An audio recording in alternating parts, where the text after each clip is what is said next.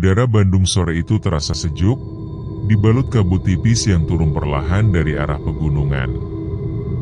Jalanan menuju Lembang dipenuhi deretan mobil wisatawan, sementara angin membawa aroma pinus dan tanah lembab dari hutan yang mengelilinginya. 5 orang mahasiswa pecinta alam dari salah satu kampus di Bandung berangkat dengan penuh semangat, menumpang sebuah mobil minibus tua. Mereka adalah Raka, sang ketua kelompok yang selalu tampil percaya diri, Sinta, gadis berwajah manis yang gemar menulis catatan perjalanan, Bagas, si kameramen yang hobi merekam segala sesuatu, Dina, gadis pendiam yang lebih sering mengamati ketimbang bicara, dan terakhir Andre, sosok humoris yang selalu menghidupkan suasana. Bro, katanya Curug Omas itu air terjun paling gede di Maribaya ya? Cocok banget buat voltage dokumenter kita, ucap Bagas sambil mengarahkan kameranya ke jalan berkelok. Iya, dan banyak mitos juga, jawab Raka. Justru itu yang bikin menarik. Kita angkat sisi sejarahnya, plus cerita-cerita lokalnya. Biar dokumenter kita beda dari yang lain. Andre tertawa kecil. Mitos apaan sih? Palingan cerita hantu-hantu buat nakutin turis. Udah biasa. Sinta yang sejak tadi sibuk menulis di buku catatannya mendongak. Jangan meremehkan, Dre. Aku sempat baca, banyak orang katanya hilang di sekitar Curug. Ada juga cerita perempuan yang sering menangis di malam hari. Ucapan Sinta membuat suasana dalam mobil hening sesaat. Dina hanya menatap keluar jendela, memperhatikan pohon-pohon pinus yang berdiri kaku, seolah ikut mendengar pembicaraan mereka. Perjalanan terus berlanjut. Jalan menanjak menuju Lembang semakin sepi, hanya ada suara mesin mobil bercampur gemuruh air sungai di kejauhan. Matahari mulai merunduk, sinarnya menembus pepohonan, membentuk bayangan panjang yang aneh di aspal. Setelah menempuh hampir 2 jam perjalanan, mereka sampai di gerbang kawasan wisata Maribaya. Sebuah papan kayu tua bertuliskan, "Selamat datang di Curug Omas," berdiri miring di pinggir jalan. Catnya sudah terkelupas, seakan tak terawat. Mereka turun dari mobil sambil meregangkan badan. Di dekat pintu masuk, sebuah warung sederhana berdiri. Dari dalam, seorang kakek tua dengan rambut putih kusut dan pakaian lusuh menatap mereka dengan mata tajam. Raka menghampirinya untuk membeli minuman. Sang kakek menatap satu persatu wajah mereka, lalu berbisik lirih. "Anak-anak muda, kalian mau bermalam di sini?" "Iya, Kek. Kami mau camping, sekalian bikin dokumenter," jawab Raka sambil tersenyum ramah. Kakek itu menggeleng pelan. Suaranya serak, penuh peringatan. Jangan terlalu dekat dengan Curug. Apalagi kalau sudah lewat maghrib. Banyak yang tak kembali. Banyak yang hilang di telan air. Mereka semua terdiam. Andre mencoba mencairkan suasana dengan tertawa kecil. "Aduh Kek, horor banget peringatannya. Tenang aja, kita kan anak pecinta alam. Udah biasa naik gunung, tidur di hutan. Aman." Namun tatapan sang kakek tetap tajam, seolah menyiratkan sesuatu yang tidak main-main. Sinta merasakan bulu kuduknya berdiri. Dina hanya memeluk lengannya, menatap curug yang gemuruhnya mulai terdengar samar dari kejauhan. "Sudah, terserah kalian," kata si kakek akhirnya. "Tapi ingat, jangan menoleh kalau ada yang memanggil dari arah air terjun.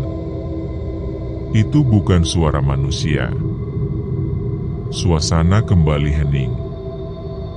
Mereka melanjutkan perjalanan menyusuri jalur setapak menuju lokasi berkemah. Semakin dekat ke curug, suara gemuruh air terdengar semakin keras, bercampur dengan desir angin yang menusuk tulang. Hutan pinus di sekitar tampak rapat, membuat langit cepat gelap meski senja belum benar-benar turun. Andre, yang biasanya cerewet, kini lebih banyak diam. Sementara Sinta menuliskan sesuatu di bukunya. Hari pertama, perjalanan menuju Curug Omas. Peringatan seorang tua terngiang-ngiang. Entah kenapa, hatiku gelisah. Seolah-olah curug itu sedang menunggu kedatangan kami. Matahari perlahan tenggelam di balik pepohonan pinus, meninggalkan garis jingga samar di langit. Suara gemuruh Curug Omas semakin jelas, seperti detak jantung alam yang tak pernah berhenti.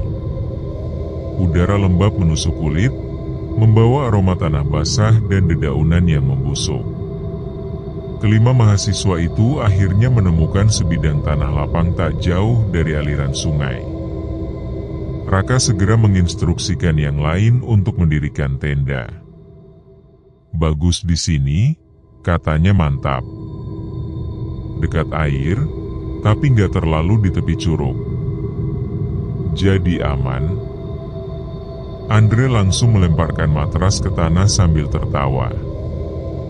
Aman, aman. Lagian, biar sekalian romantis, tidur ditemani suara air terjun. Sinta menoleh dengan wajah cemas. Kamu gak ingat apa kata kakek tadi? Jangan terlalu dekat curug. Katanya ada yang suka memanggil. Andre menirukan suara serak sang kakek dengan nada mengejek. Jangan menoleh kalau ada yang manggil. Hahaha, udah kayak film horor murahan. Bagas ikut tertawa kecil, meski tidak sepenuh hati. Sementara Dina hanya duduk diam di samping tasnya, menatap ke arah aliran air yang berkilau temaram. Sejak tadi, ia merasa ada sesuatu yang memperhatikan dari balik kabut tipis yang turun perlahan. Tenda akhirnya berdiri. Api unggun dinyalakan, menebarkan cahaya oranye yang menari-nari di wajah mereka. Suasana hangat mulai tercipta, ditambah aroma mie instan yang dimasak dalam panci kecil. Beginilah nikmatnya camping, kata Raka sambil menyeruput. Besok pagi kita mulai ambil gambar di sekitar curug. Siang-siang kita wawancara warga lokal, sore kita pulang. Simple. Namun Sinta masih gelisah. Ia membuka bukunya, menuliskan sesuatu dengan tergesa. Malam pertama di dekat Curug Omas. Api unggun menyala, tapi hawa dingin menusuk aneh. Seperti ada yang mengintai. Larangan kakek tadi terus terngiang. Aku takut Andre kelewat menantang nasib. Tiba-tiba, suara lolongan anjing terdengar dari kejauhan, panjang dan melengking. Mereka semua refleks menoleh. Waduh, ada anjing liar ya? Tanya Bagas sambil merapatkan jaketnya. Bukan cuma anjing, sahut Dina pelan. Kadang binatang bisa merasakan sesuatu yang kita nggak lihat. Andre kembali tertawa, tapi tawanya terdengar kaku kali ini. Udahlah, jangan bikin serem. Malam kian larut. Kabut semakin tebal, menelan cahaya api unggun. Suara air terjun mendominasi, bercampur dengan desir angin. Satu persatu mereka masuk ke tenda, mencoba tidur. Namun tepat menjelang tengah malam, Sinta terbangun. Ia mendengar sesuatu. Suara lirih, seperti bisikan. Memanggil namanya. Sinta. Jantungnya berdetak cepat. Ia duduk, menajamkan telinga. Suara itu jelas datang dari arah curug. Suara seorang perempuan, lembut tapi asing, seakan berasal dari balik tirai air yang jatuh deras. Sinta menoleh ke arah tenda lain, hendak membangunkan teman-temannya. Tapi tiba-tiba, suara itu terdengar lagi, lebih jelas. "Sinta, sini, ikut aku." Tangannya gemetar. Ingatan akan kata-kata kakek tadi siang menghantam kepalanya. Jangan menoleh kalau ada yang memanggil dari arah air terjun. Itu bukan suara manusia. Sinta menutup telinganya dengan kedua tangan, tubuhnya bergetar hebat. Namun entah kenapa, hatinya seperti ditarik oleh suara itu. Ada rasa ingin tahu yang tak bisa ia jelaskan. Di luar, kabut makin pekat. Api unggun padam tanpa sebab. Suara gemuruh curug terdengar semakin keras, seperti menelan seluruh malam. Dan dari kejauhan, samar-samar, seolah ada bayangan putih berdiri di tepi air terjun. Malam di hutan Maribaya terasa begitu panjang. Kabut tebal menutupi tenda, membuat udara di dalam terasa lembab dan dingin. Sinta masih terjaga, matanya menatap gelap yang pekat. Bisikan itu, suara lembut yang memanggil namanya, masih bergema di kepalanya. Ia mencoba meyakinkan diri. Mungkin cuma halusinasi. Atau suara air yang terdengar aneh. Tapi hatinya tak bisa berbohong. Ada sesuatu di luar sana. Sesuatu yang memanggilnya. Pelan-pelan, ia bangkit dari dalam sleeping bag. Kakinya gemetar, namun langkahnya terdorong oleh rasa penasaran yang tidak wajar. Ia meraba resleting tenda dan mulai membukanya sedikit. Angin dingin langsung menyergap, membawa aroma basah dedaunan yang membusuk. Di luar, hutan senyap. Api unggun sudah padam. Hanya suara gemuruh curug omas yang terdengar, berat dan menghantui. Di balik kabut, sekelebat bayangan putih terlihat berdiri di dekat aliran air. Rambut panjangnya terurai, menutupi wajahnya. Jantung Sinta berdetak kencang. Bayangan itu tak bergerak, hanya berdiri menatap ke arah tenda. Atau, tepat ke arahnya. "Sinta." Suara itu kembali terdengar. Kali ini lebih jelas, seakan berbisik langsung di telinganya. Sinta terlonjak mundur, hampir menjerit. Namun tiba-tiba resleting tenda dari dalam terbuka, membuatnya terkejut. "Sin, kamu ngapain?" Suara Dina yang serak membuat Sinta terhuyung. Dina menatapnya dengan wajah pucat, seolah ia juga terbangun oleh sesuatu. "Aku dengar ada suara aneh." Mereka berdua terdiam. Hanya tatapan panik yang saling bertemu.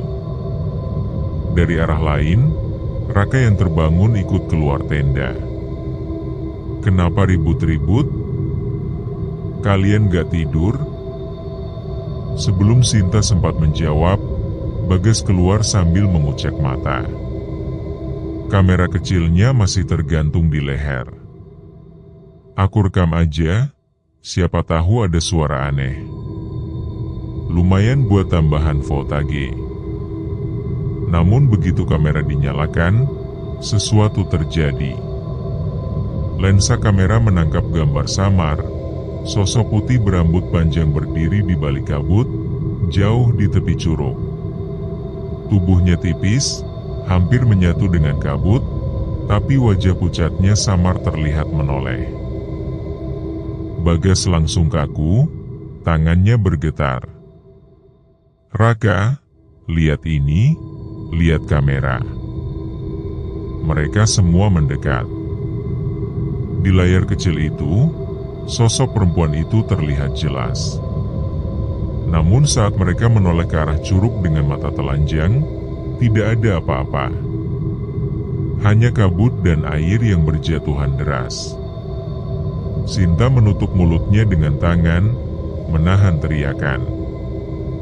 Dina merapatkan jaket ke tubuhnya, wajahnya pucat pasi.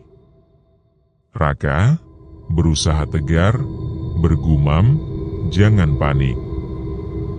Mungkin cuma efek cahaya, pantulan air, atau apapun itu." Namun bahkan suaranya terdengar goyah. Andre yang baru keluar tenda ikut melihat rekaman kamera. Ekspresinya yang biasanya santai mendadak kaku. "Anj, itu beneran perempuan, Rak. Gue lihat jelas tadi. Dia nengok ke arah kamera." Mereka semua terdiam. Hanya suara gemuruh air terjun yang mengisi udara, seolah mengejek keberanian mereka. Lalu tiba-tiba, layar kamera bergetar, muncul bayangan hitam melintas cepat, dan suara statis keras memenuhi speaker kecilnya. "Pulang, pulang." Bagas refleks mematikan kamera. Nafas mereka satu persatu memburu. Tak ada yang berani bicara lagi. Malam itu mereka kembali ke tenda dengan wajah pucat, tak ada yang bisa benar-benar tidur. Tapi di telinga Sinta, bisikan itu tetap terdengar, pelan, berulang-ulang, memanggil namanya dari arah curug. Pagi datang dengan kabut yang masih bergelayut di antara pohon-pohon pinus. Udara dingin menusuk tulang, membuat napas terlihat seperti asap putih. Raka bangun lebih dulu, lalu membangunkan yang lain. "Cepetan, kita harus mulai rekaman.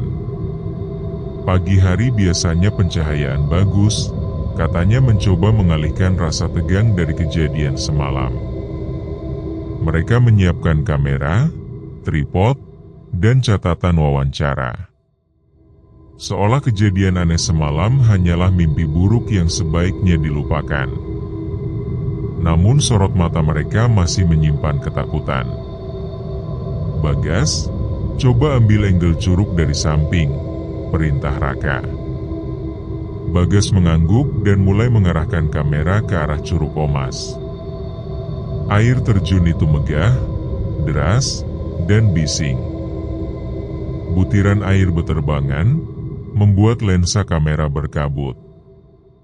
Ia mengusapnya dengan tangan, lalu menatap viewfinder.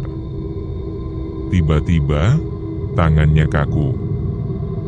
Wajahnya pucat. "Rak, lo harus lihat ini." Raka mendekat, lalu ikut mengintip ke dalam kamera. Sosok perempuan bergaun putih tampak berdiri di tebing samping air terjun. Rambut panjangnya terurai, wajahnya tertunduk, tak bergerak sama sekali. "Anj, itu orang beneran?" Andre spontan mundur 2 langkah. Mereka semua menoleh ke arah tebing dengan mata telanjang. Kosong. Hanya batu hitam yang basah dan lumut yang menempel. Tidak ada siapa-siapa. "Gue serius, tadi jelas banget." Bagas hampir berteriak. Dia berdiri di situ. Dina menunduk, suaranya lirih. "Aku juga lihat sekilas di kamera. Itu bukan pantulan, Bagas. Itu memang ada." Sinta yang sejak tadi dia menggenggam erat bukunya, wajahnya pucat pasi. "Suara yang memanggilku, mungkin itu dia." Raka menghela napas berat, mencoba menenangkan mereka semua. "Dengar, mungkin ini cuma orang lokal, entah siapa yang iseng." Jangan langsung mikir yang aneh-aneh. Namun saat ia selesai bicara, angin berhembus kencang dari arah curug. Suara gemuruh air terdengar makin keras, seolah ada sesuatu yang berusaha keluar dari baliknya. Bagas masih memegang kamera, mengarahkannya kembali ke curug. Saat zoom diperbesar, sosok itu muncul lagi. Kali ini lebih dekat. Rambut panjang basah menutupi wajahnya, tapi bibir pucatnya terlihat jelas, tersenyum samar. Rak, dia nengok ke kamera. Suara Bagas bergetar. Raka spontan meraih kamera, tapi tepat saat itu layar menjadi hitam. Kamera mati begitu saja, meski baterainya masih penuh. Mereka semua terpaku, tak ada yang berani bicara. Lalu, dari arah air terjun, terdengar sayup-sayup suara tangisan perempuan. Lirih, namun menusuk hati. Tangisan itu semakin lama semakin jelas, seakan datang dari balik derasnya air. Sinta menutup telinganya dengan kedua tangan, tubuhnya gemetar. Itu suara yang aku dengar semalam. Andre yang biasanya banyak bicara kini hanya terdiam, wajahnya pucat. Dina mendekap bahu Sinta, berusaha menenangkannya meski dirinya juga ketakutan. Raka menatap curug dengan rahang mengeras. Untuk pertama kalinya, ia tidak bisa menyangkal ada sesuatu di Curug Omas yang tidak bisa dijelaskan logika. Dan sosok itu kini benar-benar ada di sana, menunggu mereka. Siang itu, matahari hanya sekilas menembus sela-sela pepohonan pinus. Kabut tipis masih menggantung, membuat udara terasa berat. Raka memutuskan untuk menghentikan rekaman sementara. Wajah teman-temannya sudah terlalu pucat, dan suasana mencekam mulai menggerogoti semangat mereka. Kita balik ke warung kakek itu dulu, kata Raka. Aku butuh penjelasan. Ada sesuatu yang gak beres. Mereka berjalan menuruni jalur setapak. Daun kering berderak di bawah sepatu, sementara suara air terjun terus mengikuti, seolah mengejek langkah mereka. Sinta berjalan paling dekat dengan Dina, menggenggam rak bukunya seakan benda itu satu-satunya pelindung. Warung kayu sederhana itu akhirnya terlihat. Kakek tua pemilik warung sedang duduk di bangku panjang, mengisap rokok kretek dengan tatapan kosong ke arah hutan. Saat melihat mereka, kakek itu menghela napas panjang, seolah sudah menduga kedatangan mereka. Kalian lihat dia, kan? Suaranya parau, tanpa basa-basi. Andre menelan ludah. Lihat siapa? Kek? Kakek itu menatap lurus, matanya tajam seperti menembus ke dalam jiwa mereka. Perempuan berambut panjang, wajah pucat, menangis, tersenyum. Dia selalu begitu. Sinta menggigil, merapatkan tubuh ke Dina. Jadi, cerita itu benar? Kakek itu mematikan rokoknya, lalu bersandar ke tiang warung. Dulu, ada seorang gadis. Anak seorang juragan tanah di zaman Belanda. Ia dipaksa menikah dengan lelaki kaya yang tidak ia cintai. Malam sebelum pernikahan, ia lari ke Curug Omas dan meloncat ke dalam derasnya air. Tubuhnya tak pernah ditemukan. Sejak saat itu, suara tangisnya sering terdengar di malam hari. Banyak orang hilang. Banyak jiwa tertarik mengikuti langkahnya. Mereka semua terdiam. Hanya suara gemeretak bambu dari warung yang ditiup angin. Nama gadis itu, Lanjut sang kakek lirih, adalah Ratna. Orang-orang sini menyebutnya Nyi Ratna Maribaya. Arwahnya tidak tenang. Ia haus akan teman, haus akan jiwa yang bisa menemaninya dalam sepi. Bagas mengusap wajahnya dengan gusar. Jadi yang kita lihat tadi, dia... Kakek itu mengangguk pelan. Kalian sudah dipanggil. Kalau tidak segera pergi, kalian akan jadi bagian dari mereka yang hilang. Andre mencoba tertawa, tapi suaranya terdengar hambar. Alah, masa sih, kek? Kita kan cuma camping sebentar. Gak mungkin sampai ikut hilang juga. Tatapan kakek itu menusuk. Banyak yang berkata begitu. Sampai akhirnya mereka tak pernah pulang. Ada yang katanya tergelincir. Ada yang katanya hanyut. Tapi aku tahu, mereka dibawa. Curug itu lapar. Dan arwah Ratna adalah penjaga sekaligus penjerat. Sinta merasakan bulu kuduknya berdiri. Ingatan tentang bisikan lembut semalam kembali menghantam kepalanya. Ia sadar suara itu memang bukan hayalan. Raka menunduk, wajahnya serius. Kalau begitu, kek, bagaimana cara kita menghindarinya? Kakek itu terdiam lama, sebelum akhirnya berbisik, jangan pernah menoleh kalau dipanggil. Jangan pernah mendekat ke curug di malam hari.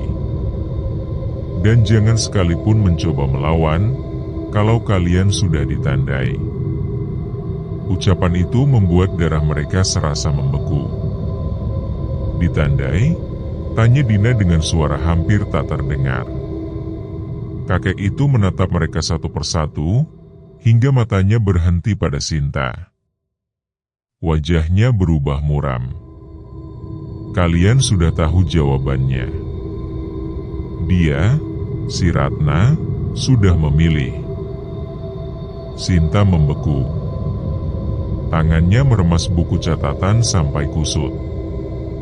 Matanya berkaca-kaca, seolah kebenaran itu baru saja menghantam keras ke dalam hatinya. Mereka semua tahu, arwah di Curug Omas sudah menaruh pandangan pada Sinta. Malam kembali turun di hutan Maribaya. Kabut merayap lebih cepat dari biasanya, menutupi jalur setapak dan membuat tenda mereka seakan terisolasi dari dunia luar. Suara Curug Omas tak lagi terdengar seperti gemuruh air, melainkan seperti ratusan bisikan yang bersahutan. Raka berusaha menjaga semangat kelompok. Ia menyalakan kembali api unggun, meski kayu yang basah membuat api hanya berasap tebal. Andre mencoba bercanda, tapi tak ada yang tertawa. Bagas sibuk memeriksa kameranya yang mendadak rusak siang tadi. Dina hanya menatap kosong, sesekali meremas tangan Sinta. Sinta duduk agak jauh, matanya sayu menatap ke arah curug yang samar terlihat di balik kabut. Wajahnya pucat, tubuhnya gemetar. Aku masih dengar dia, bisiknya pelan. Raka menoleh. Siapa? Sinta menatapnya dengan mata kosong. Ratna. Dia terus memanggilku. Suasana menjadi dingin. Bahkan api unggun yang kecil tidak mampu menghangatkan tubuh mereka. Andre mencoba memotong kecemasan dengan suara keras. Udahlah, Sin. Jangan terlalu dipikirin. Itu cuma sugesti. Tapi Dina menatap Sinta dengan penuh rasa iba. Tidak, Dre. Aku juga dengar suara perempuan semalam. Bukan cuma dia. Kata-kata itu membuat semuanya terdiam.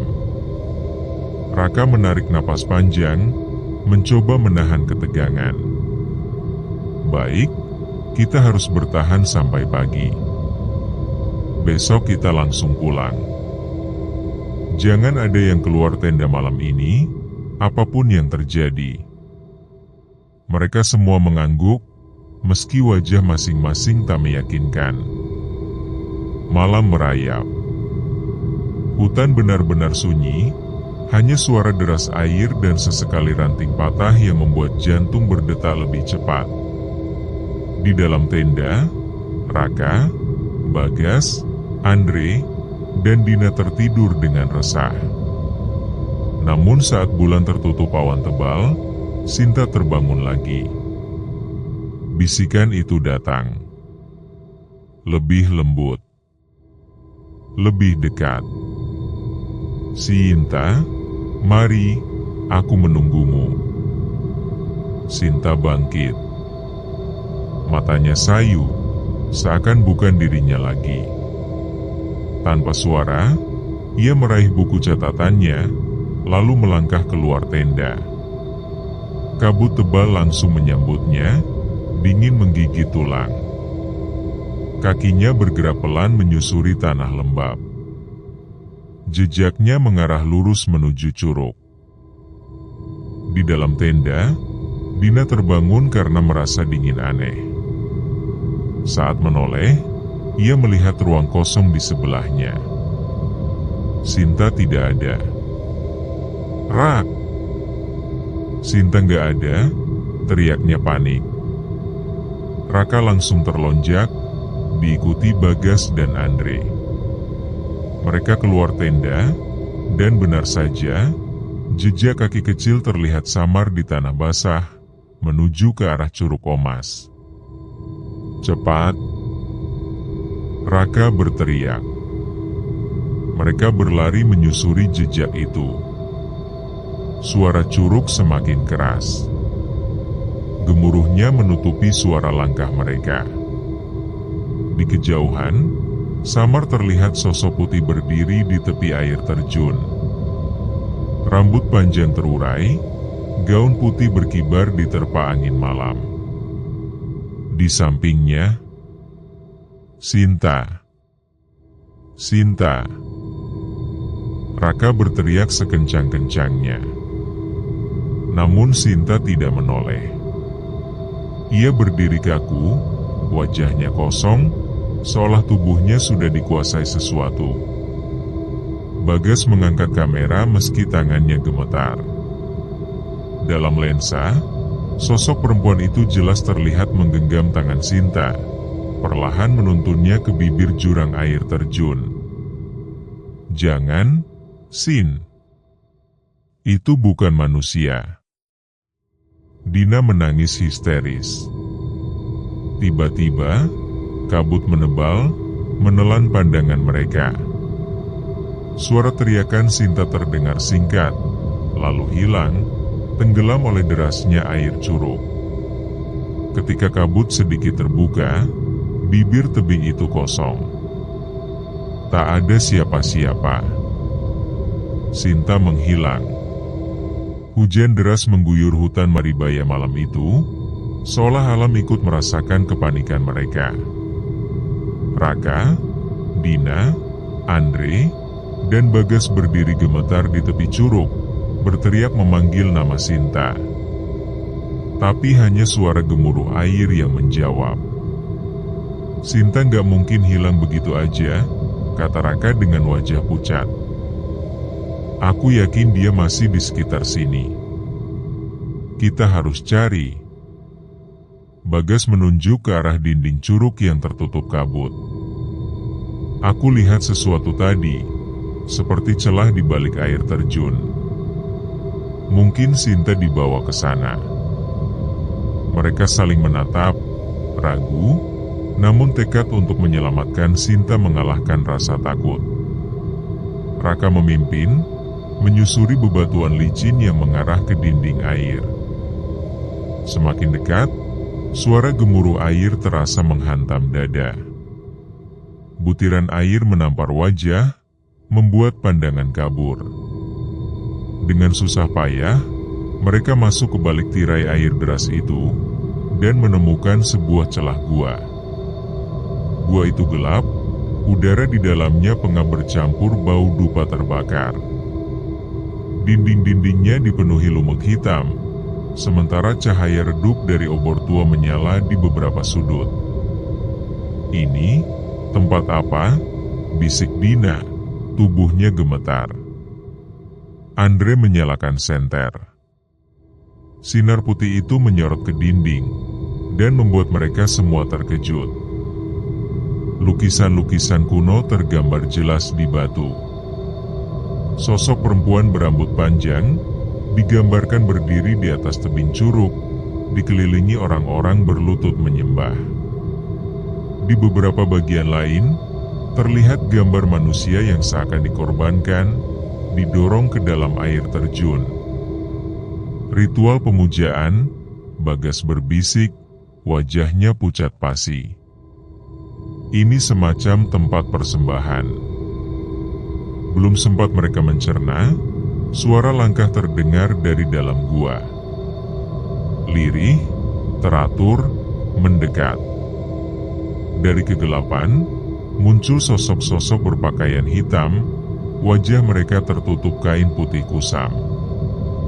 Mereka membawa obor, berjalan melingkar, dan melantunkan doa dengan bahasa kuno yang tak dimengerti. Dina menutup mulutnya menahan teriakan. Andre mundur, hampir terpeleset. Di tengah lingkaran itu, terlihat sosok yang membuat jantung mereka berhenti berdetak, Sinta. Tubuhnya lemas, matanya tertutup, seakan berada dalam keadaan trans. Tangannya diikat dengan kain merah, dan di depannya ada sesajen, bunga 7 rupa, kepala ayam, dan kendi berisi air merah pekat. Salah satu sosok berpakaian hitam mengangkat tangannya. Suaranya serak, tapi penuh wibawa. Pengorbanan harus diteruskan, agar penunggu Curug Omas tetap tenang. Dina tak bisa menahan diri lagi. Ia berteriak histeris, "Lepaskan temanku!" Suara itu memecah keheningan. Semua sosok berhenti berdoa, lalu menoleh bersamaan ke arah mereka. Puluhan pasang mata hitam dari balik kain putih itu menatap tajam. Raka meraih lengan Dina. Lari. Tapi jalan keluar sudah tertutup oleh kabut yang kini masuk ke dalam gua, tebal, dingin, dan berbau amis seperti darah. Dan dari balik kabut itu, muncul sosok perempuan berambut panjang, wajahnya pucat tanpa mata, gaun putihnya berlumur lumpur. Dia tersenyum samar, lalu mengulurkan tangannya ke arah Sinta. Korban sudah dipilih. Kalian tidak bisa menghentikan. Kabut semakin menebal, menutup gua dengan tirai dingin. Obor yang dipegang sosok-sosok berpakaian hitam bergetar seakan hendak padam. Dari dalam kabut itu, sosok perempuan bergaun putih semakin jelas. Rambutnya panjang menjuntai, wajahnya pucat, matanya kosong, hanya rongga hitam menganga. Suaranya bergaung, terdengar dari segala arah. Berabad-abad aku menunggu. Darah dan jiwa harus terus diberikan, agar kutukan air terjun tetap hidup. Dina jatuh terduduk, tubuhnya gemetar. Ya Tuhan, itu dia, penunggunya. Sinta, yang masih terikat dalam lingkaran ritual, mulai merintih. Matanya terbuka setengah, tapi bukan tatapan manusia yang keluar dari sana. Iris matanya memutih, seolah sesuatu tengah mengambil alih tubuhnya. Raka maju setapak, meski lututnya bergetar. Lepaskan dia. Apapun yang kau inginkan, jangan ambil teman kami. Sosok itu menoleh perlahan. Senyum dinginnya menyingkap gigi hitam panjang. Air menetes dari tubuhnya, bercampur lumpur dan darah. Kalian yang datang ke wilayahku tanpa izin, maka kalian semua adalah milik air terjun ini. Tiba-tiba, dinding gua bergetar. Air menetes deras dari celah batu, mengalir ke kaki mereka, hingga tanah basah seperti rawa. Dari genangan itu, tangan-tangan hitam keluar, meraih kaki Andre dan Bagas.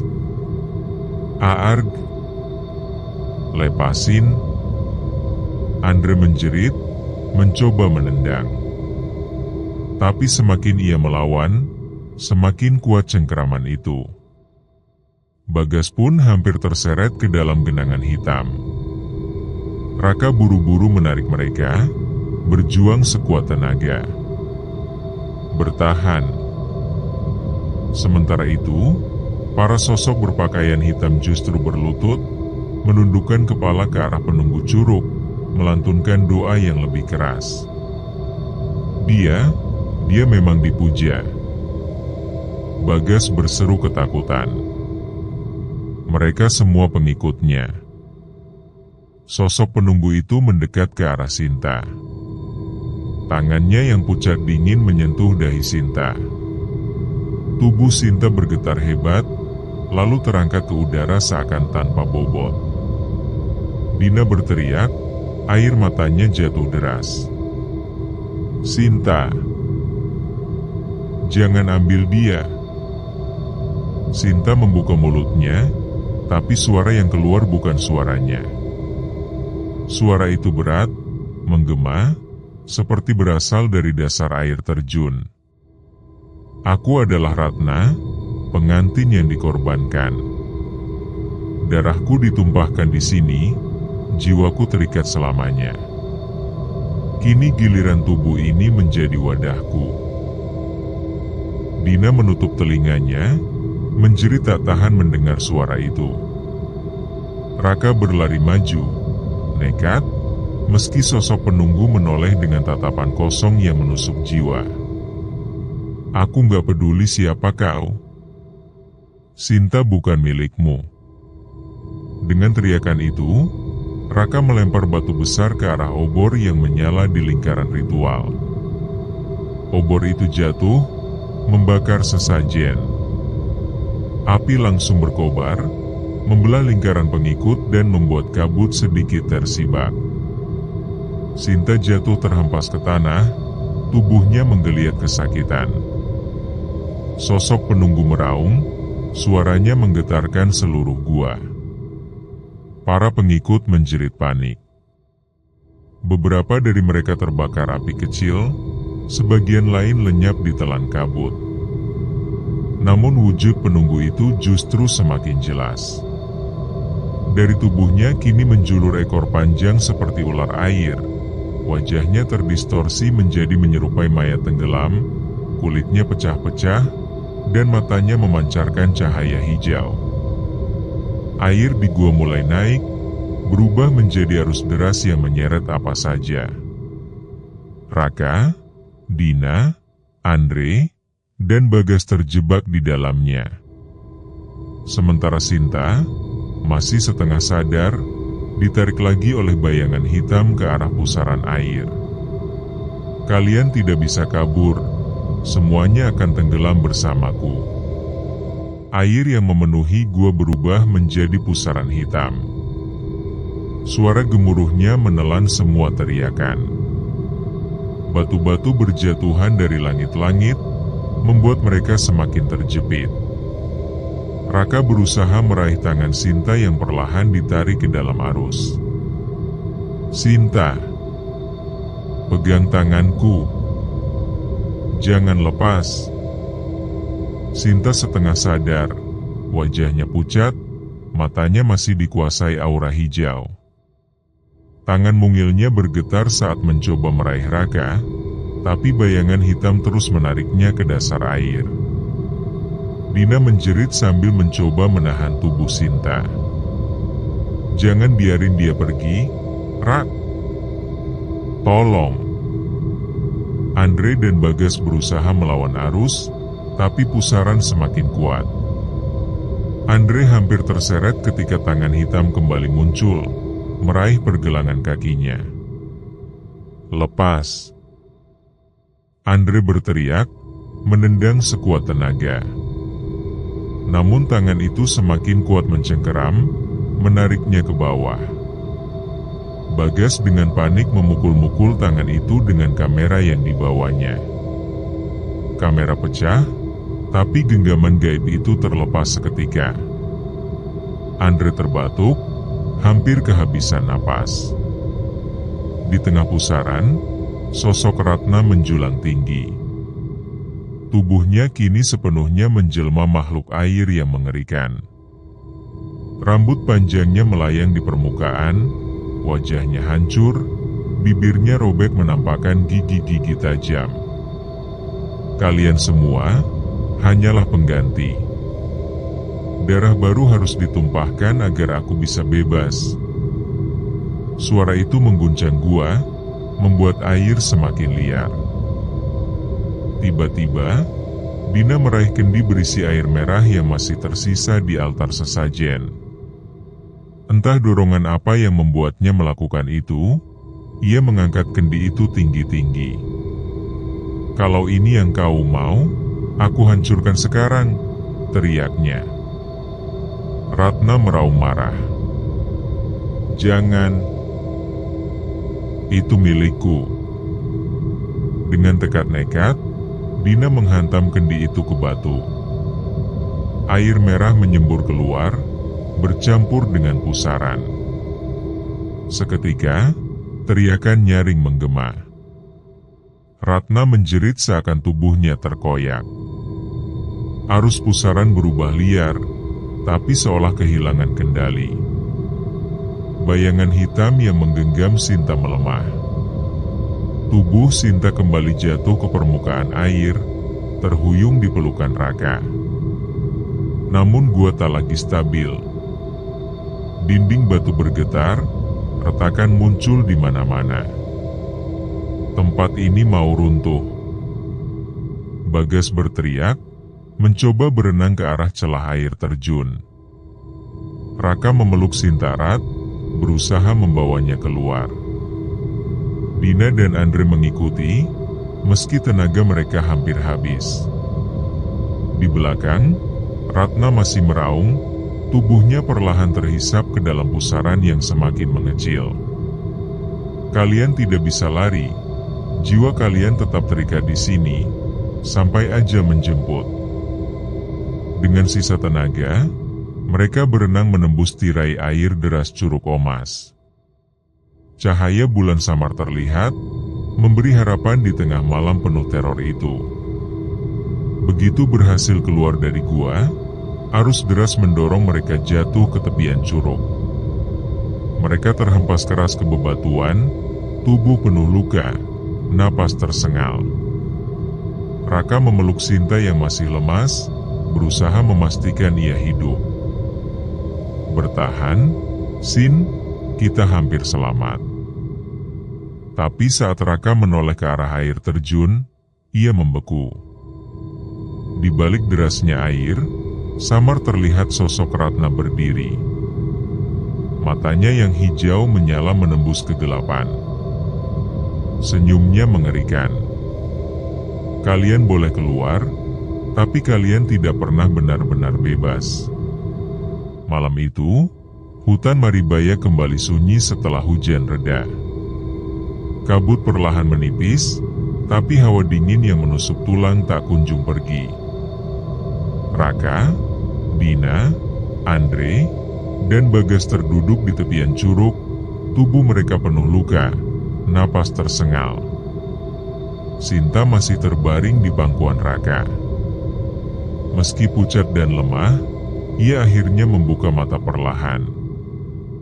Aku, di mana? Suaranya serak. Raka tersenyum lega, meski matanya berkaca-kaca. Kita selamat, Sin. Kau aman sekarang. Namun Dina tak bisa menahan tangis. Kita nggak sepenuhnya aman, aku masih bisa merasakan dia. Mereka semua menoleh ke arah Curug Omas. Air terjun itu tetap mengalir deras, seolah tak terjadi apa-apa. Namun jika diperhatikan baik-baik, bayangan samar masih terlihat di balik tirai air. Sosok Ratna berdiri di sana, matanya berkilau hijau, menatap mereka tanpa berkedip.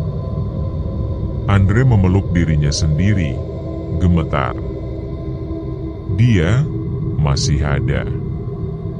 Kita nggak menghancurkannya, hanya membangunkannya. Bagas mengangguk, wajahnya pucat pasi. Dan ritual itu, pengorbanan, pasti akan terus berulang. Sinta tiba-tiba menangis, menggenggam tangan Raka erat-erat. Aku bisa dengar dia di dalam kepalaku. Dia bilang, dia belum selesai denganku. Mereka semua terdiam. Rasa lega karena berhasil keluar dari gua kini berubah menjadi ketakutan baru. Tiba-tiba, dari balik pepohonan, terdengar suara-suara aneh. Seperti langkah kaki banyak orang, disertai bisikan-bisikan samar. Mereka menoleh cepat. Sosok-sosok berpakaian hitam, sama seperti yang mereka lihat di dalam gua, kini berdiri berbaris di tepi hutan. Wajah mereka tetap tertutup kain putih, obor menyala di tangan mereka. Tidak, jangan bilang mereka masih mengejar, Dina terisak. Salah satu dari mereka melangkah maju, lalu berbicara dengan suara serak. Kalian bisa pergi malam ini. Tapi ingat, siapapun yang pernah melihat wajah pengantin air, tak akan pernah bebas. Cepat atau lambat, kalian akan kembali ke sini. Setelah berkata begitu, mereka semua menghilang perlahan, lenyap bersama kabut. Raka berdiri dengan sisa tenaga, menatap Curug Omas untuk terakhir kalinya malam itu. Kalau memang begitu, kita harus pergi dari sini. Sekarang juga. Dengan tubuh lelah dan jiwa yang nyaris runtuh, mereka berempat membantu Sinta berdiri. Perlahan, mereka berjalan meninggalkan tepi curug, meninggalkan hutan Maribaya yang masih menyimpan misteri. Namun, sebelum benar-benar menjauh, Sinta menoleh sekali lagi. Matanya menangkap sosok Ratna yang masih berdiri di balik air terjun. Dan kali ini, Ratna tersenyum dengan wajah Sinta sendiri. Pagi hari akhirnya tiba. Matahari menyinari Lembang, namun cahaya hangat itu tak mampu mengusir rasa dingin yang menempel di hati mereka. Raka, Dina, Andre, Bagas, dan Sinta berhasil turun dari kawasan Maribaya dengan tubuh lelah dan penuh luka. Mereka sepakat untuk tidak pernah menceritakan kejadian itu pada siapapun. Kalau orang lain tahu, mereka bisa penasaran, dan itu akan memperpanjang kutukan, kata Raka lirih. Yang lain hanya mengangguk, meski bayangan malam itu masih terpatri jelas di benak mereka. Beberapa hari kemudian, mereka mencoba kembali ke rutinitas masing-masing.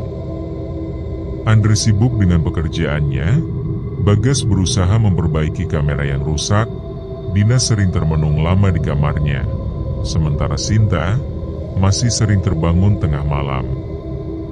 Setiap kali ia menatap cermin, bayangan dirinya terlihat aneh. Ada senyum samar yang bukan miliknya. Kadang, rambutnya basah padahal ia tak mandi. Kadang, ia mendengar bisikan itu lagi. Sinta, waktumu akan tiba. Suatu malam, saat bulan purnama menggantung di langit, Sinta berjalan sendiri menuju kamar mandi. Saat membuka keran, Air yang keluar bukan bening, melainkan merah pekat seperti darah. Dari pantulan air, ia melihat wajah Ratna tersenyum. Sinta menjerit, tapi suaranya hanya menggema di dalam rumah yang sunyi. Beberapa minggu setelah kejadian itu, seorang pendaki lain ditemukan hilang di sekitar Curug Omas. Tim SAR hanya menemukan tas kosong, tanpa jejak tubuh. Warga sekitar kembali berbisik tentang legenda lama yang tak pernah mati. Curug Omas tetap mengalir deras, indah dipandang mata, tapi menyimpan rahasia kelam di balik tirai airnya. Sesekali, wisatawan yang berkunjung mengaku mendengar suara perempuan menangis. Ada pula yang melihat bayangan putih berdiri di puncak tebing. Bagi mereka yang pernah menghadapinya, kengerian itu tidak akan pernah hilang. Karena penunggu Curug Omas masih ada, dan selalu menanti pengorbanan berikutnya.